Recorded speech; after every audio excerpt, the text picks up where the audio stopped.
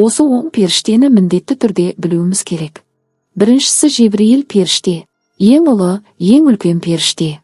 Жер бетіндегі пайғамбарларға Алланың сөздерін, үкімдерін жеткізіп отырды.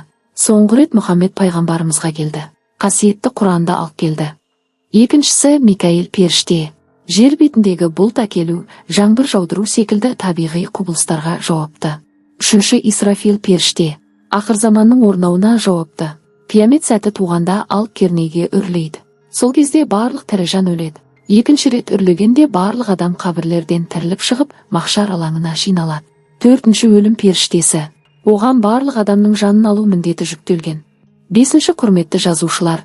Әр адамның оң және сол иығында отырып, жақсы жаман амалдарын жазып отырады.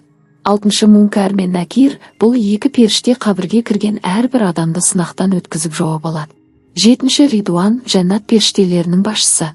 Сегізінші Мәлик, тозақ періштелерінің басшысы. Тоғызыншы қорғаушы періште. Адамды ұйқыдағы және ояу кезінде барлық жамандықтан қорғайды.